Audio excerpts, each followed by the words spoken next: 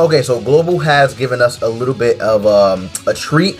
Halloween Gowther was teased. He was you know, I guess you could say teased in the King of Fighters trailer that they did, preview trailer that they showed us at the end, right? So this makes me like a little hopeful that he's gonna be on that banner, that he's gonna be with the King of Fighters on that banner. Like, if he is, very, very, very good banner. Everyone should at least try and summon on it. It would be a very worthwhile banner.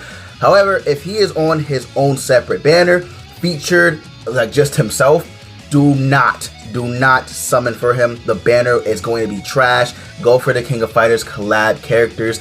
If he is on the KOF banner, it's just going to be insane. It's going to be actually insane, because that means we have 5 featured units on the banner, all rated up, which would be insane. It would just be crazy, right? It'd just be ridiculousness. But unfortunately, I don't think he will be, just because Netmarble, Global Netmarble is like, they are weird. Like, the way they work is weird. They like to do things in a very strange way than JP does. So that's why I'm thinking Gowther's gonna be his own separate banner. And if that's the case, again, I'm gonna say it, don't summon on his banner. Not worth it. However, if he is on the KOF banner, completely worth it. But yeah, Halloween Gowther is really, really good. He is actually really, really good. To say, is he needed right now for Global? Not really, in all honesty, not really, because the way JP works right now is way different from Global, especially since we don't have Super Awakening. We might get that, and I'll make that an entirely different video. We might get Super Awakening, but Gowther right now, I don't think he's really needed for the current like meta for Global. Although he is insanely fun, right? He is S tier, by the way. He is S tier, maybe even above that. But my only concern with this Gowther is that he is green.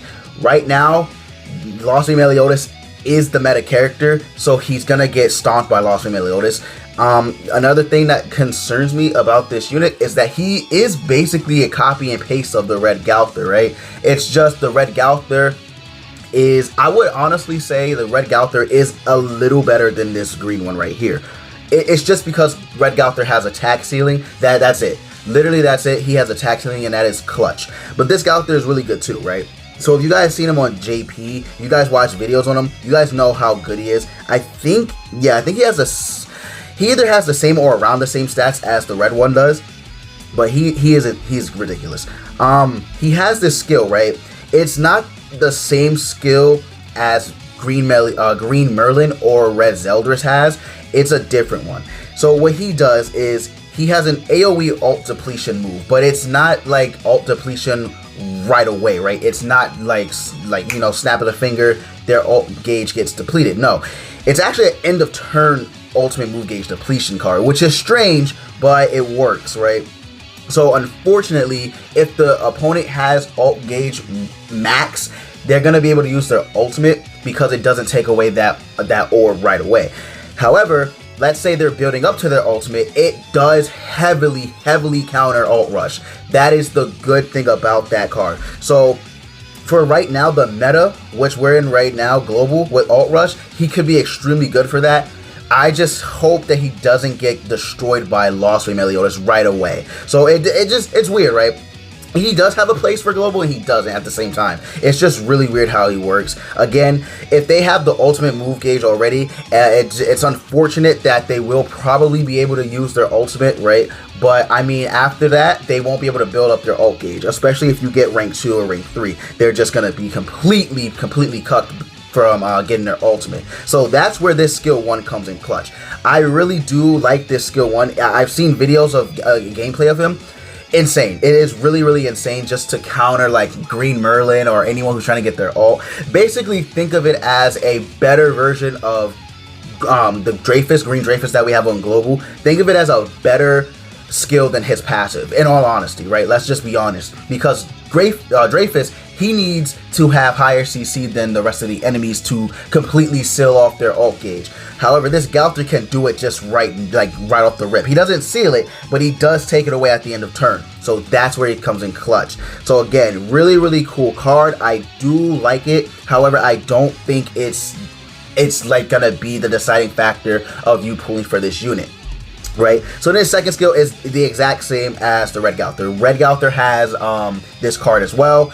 They just steer it. I mean, you guys already know it just ranks up enemies, not enemies. It ranks up all ally skills and yada yada yada. Basic stats increase. You guys know we have Red Gowther since the beginning of the game, right? So you guys already know what it does. Ultimate is the exact same as well. However, if you get Halloween Gowther, he's obviously going to come with the Halloween cosmetics because obviously his name is Halloween Gowther. So it's going to be changed to like a different kind of aesthetic ultimate. So that's the only difference. But other than that, it's the exact same ultimate. Ult depletion card, and you know, 3 and 5 depending on if you have King as a association link or whatnot, right?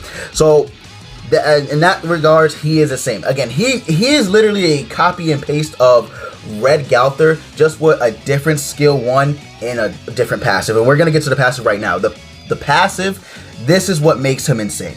The passive is what makes him really, really insane. So his passive increases all allies' attack-related stats by 7% at the start of every turn if all allies in the battle are of different races. You can only do this 5 times, and it resets when 2 of the same race gets on the team, right? So this is why he's insane. 7 times 5 is 35%, right? So you're gonna have attack-related stats, you know, up to 35%. That's insane. That's pierce rate, crit chance, and I believe it's crit damage. Yeah, crit chance, pierce rate, and crit damage, and you know, obviously attack stat, right? 35%. That's insane. That is actually really, really good. So this makes him a better support unit than most of the people we have in the game, right? Most of the units we have in the game, he's better than just because of this passive.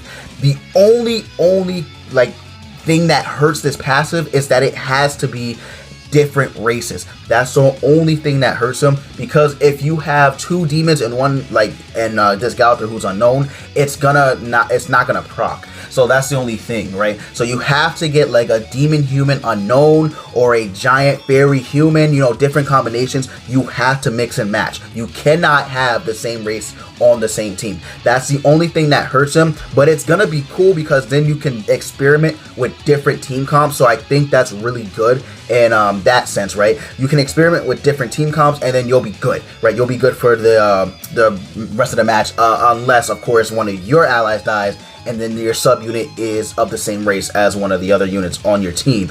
That's the only way you can really get cucked with using his passive, if you do have 3 different races. But again, insane passive, really, really insane. On JP, they have a lot of units. So I've seen Gowther, Ludocial, and let's see, I've seen Zeldris from Nag's videos. I've just seen a lot of different combinations, man. It's just really, really cool how they made this passive. I think it makes him really unique.